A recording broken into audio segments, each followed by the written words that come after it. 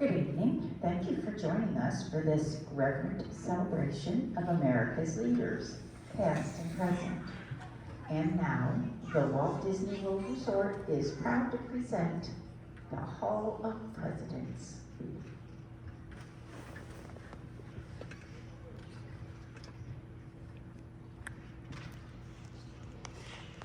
This program is dedicated to the memory of Walt Disney.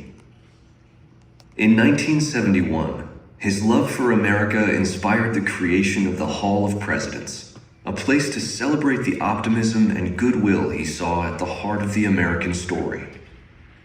Walt's vision was to honor the nation by honoring the American presidency.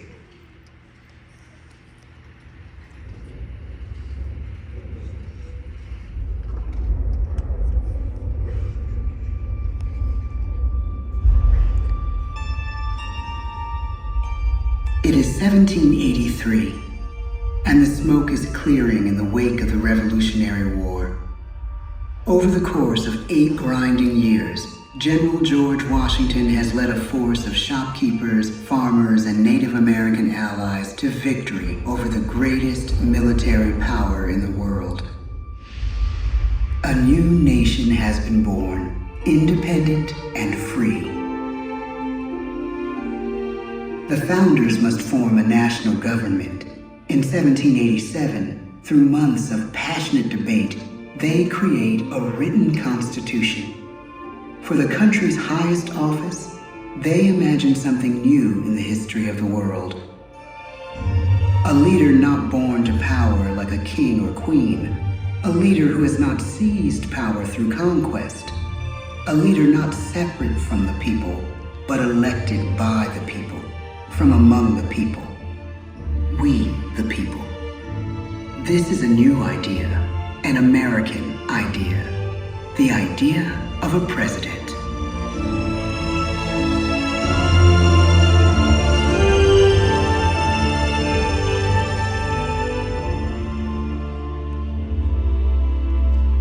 The people don't know exactly what a president will be, but there is little doubt who it will be. George Washington's stature and bearing have marked him as a leader. His integrity has made him a great one. Washington knows that many generals who have led successful revolutions make themselves dictators or kings. Instead, he steps down from power and retires to his home, Mount Vernon. The world takes note, and George Washington becomes the symbol of American ideals. In the first presidential election, it's Washington by a landslide. The only doubt seems to be his own. He writes, "Integrity and firmness is all I can promise. Integrity and firmness is exactly what we need." Everything he does as president will set a model for his successors.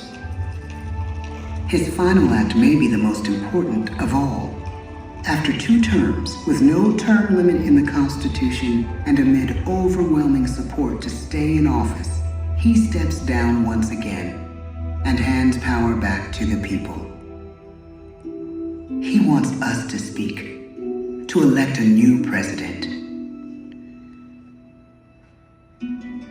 During the early years of the Republic, we choose leaders as different as Thomas Jefferson, John Adams, and Andrew Jackson. Elections are often bitter. Each president stands at that fiery intersection where personal character meets the challenges of the times. Some call the presidency a glorious burden. Jefferson calls it a splendid misery. We, the people, must choose well. We elect 15 presidents before the course of history brings us to the edge of a crisis like no other. A nation born of freedom still permits slavery. As the country pushes west, will new states be slave or free? The question produces bitter conflict. The issue rocks the election of 1860 and brings Abraham Lincoln onto the national stage. The tall, lanky, some say uncouth candidate from Illinois is a master of words at a time when speeches are printed in full for people to read. A house divided against itself cannot stand, he has said. With Lincoln's election, the House does indeed divide. Civil War. 11 states secede from the Union.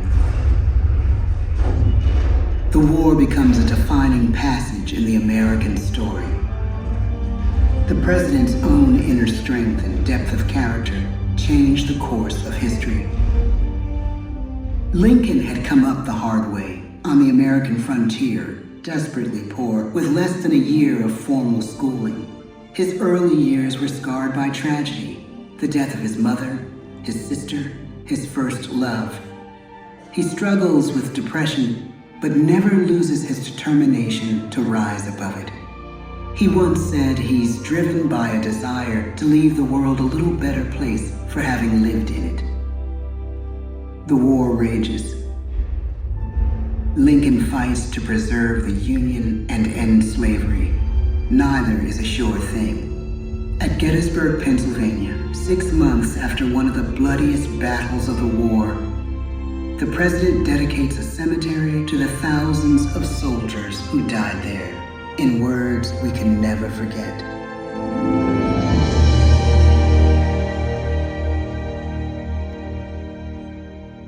"Fourscore-and-7 years ago, our fathers brought forth on this continent a new nation, conceived in liberty and dedicated to the proposition that all men are created equal. Now we are engaged in a great civil war, testing whether that nation or any nation, so conceived and so dedicated, can long endure. We are met on a great battlefield of that war. We have come to dedicate a portion of that field as a final resting place for those who here gave their lives, that that nation might live. It is altogether fitting and proper that we should do this. But in a larger sense, we cannot dedicate, we cannot consecrate, we cannot hallow this ground. The brave men, living and dead, who struggled here, have consecrated it far above our poor power to add or detract. The world will little note, nor long remember what we say here, but it can never forget what they did here. It is for us, the living, rather, to be dedicated here to the unfinished work which they who fought here have thus far so nobly advanced. It is rather for us to be here dedicated to the great task remaining before us, that from these honored dead we take increased devotion to that cause for which they gave the last full measure of devotion.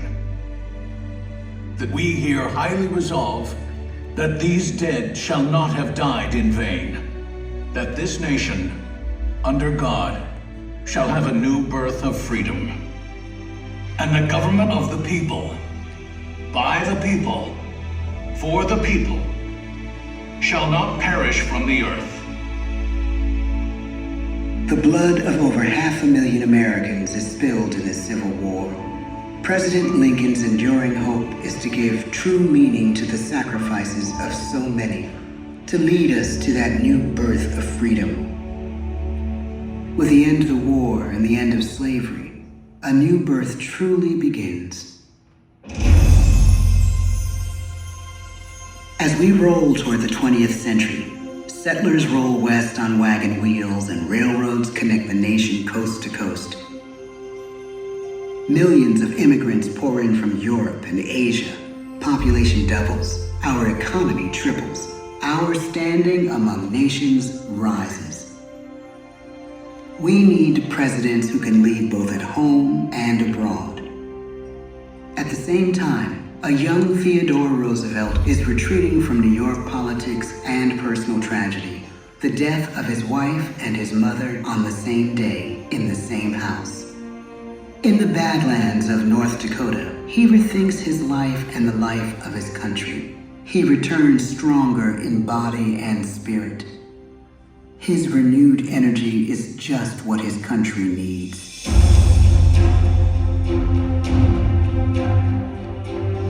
American industry is booming, but social tensions are rising.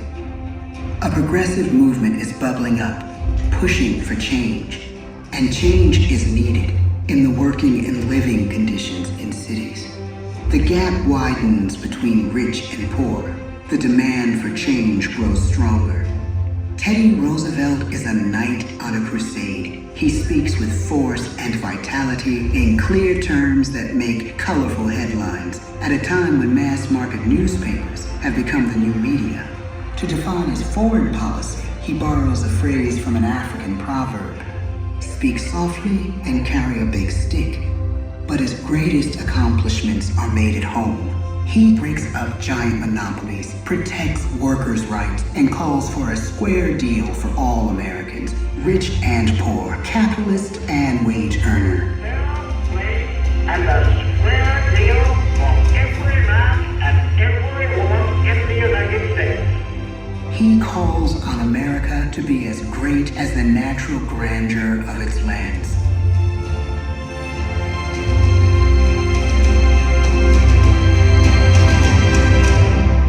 Keep your eyes on the stars and your feet on the ground, he tells us.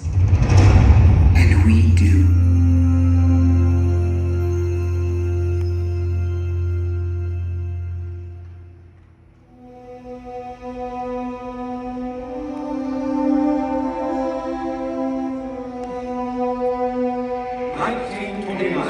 The bottom fell out of the market.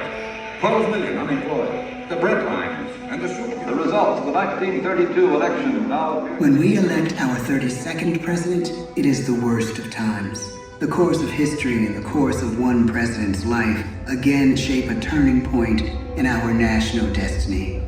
Franklin D. Roosevelt, paralyzed by polio, knows how to restore the faith of a people paralyzed by the Great Depression. I believe in practical explanation and in practical policy. He has found the inner strength his countrymen now need. He speaks to us like a friend, a neighbor. His optimism is contagious. His voice perfect for the latest breakthrough medium, radio.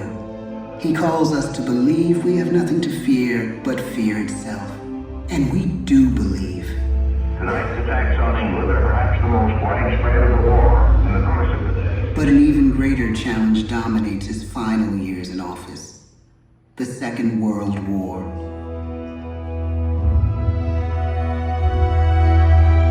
We must be the great arsenal of democracy. This is an emergency as serious as war itself. We stun the world with our production. When bombs fall on U.S. troops in Pearl Harbor, he calls us to fight on the war front and sacrifice on the home front.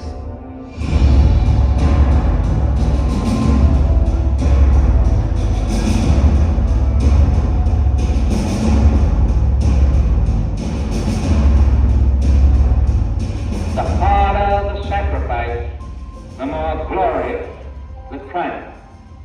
So spoke America in the year 1776. So speak Americans today. The world changes. The country changes. And yet, in one sense, what we need most from our presidents has never changed. A guiding vision that calls forth the best that America can be. Will outer space be developed for the benefit of all mankind?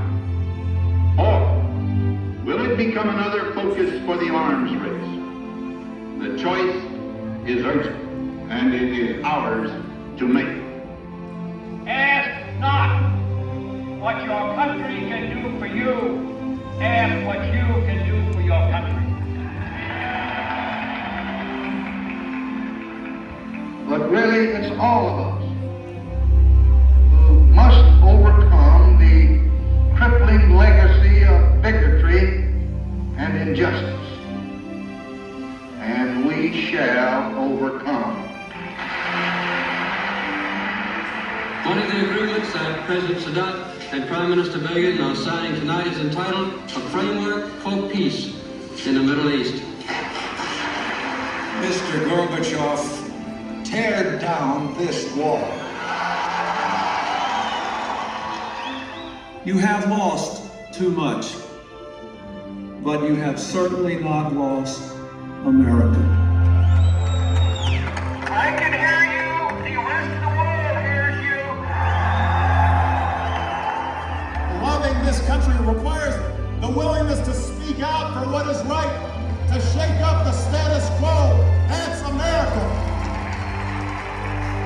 Our presidency is no longer just an idea. It is an idea with a proud history.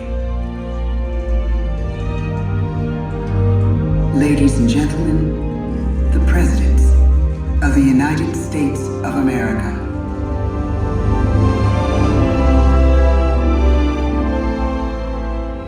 George Washington, John Adams, Thomas Jefferson, James Madison, James Monroe, John Quincy Adams, Andrew Jackson, Martin Van Buren, William Henry Harrison, John Tyler, James K. Polk, Zachary Taylor, Millard Fillmore, Franklin Pierce, James Buchanan, Abraham Lincoln, Andrew Johnson, Ulysses S. Grant, Rutherford B. Hayes, James A. Garfield, Chester A. Arthur, Grover Cleveland, Benjamin Harrison, William McKinley, Theodore Roosevelt, William Howard Taft, Woodrow Wilson, Warren G. Harding, Calvin Coolidge, Herbert Hoover, Franklin D. Roosevelt, Harry S. Truman, Dwight D. Eisenhower, John F. Kennedy, Lyndon B. Johnson, Richard M. Nixon, Gerald R. Ford, Jimmy Carter, Ronald Reagan, George Bush, Bill Clinton, George W. Bush, Barack Obama, Donald Trump.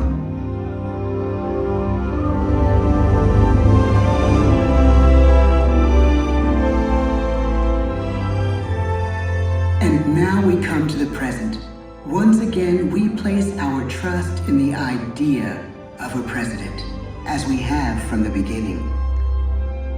My fellow citizens, no event could have filled me with greater anxieties than that notification on the 14th day of April, 1789, that you had selected me to lead our nation.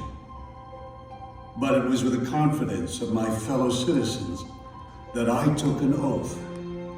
35 simple words that have been repeated by every American president throughout history. I, Joseph Robinette Biden Jr., do solemnly swear that I will faithfully execute the office of President of the United States and I will, to the best of my ability, preserve, protect, and defend the Constitution of the United States. So help me God.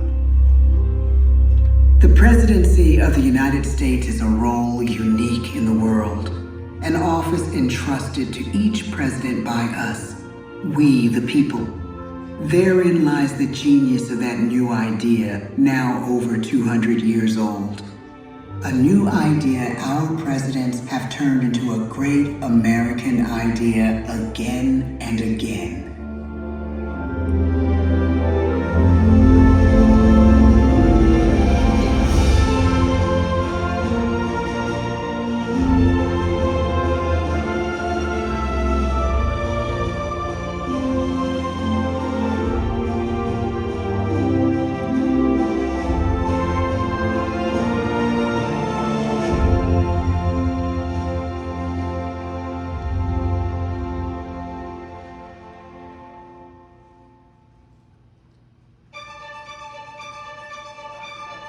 This concludes our presentation. Please be sure to gather all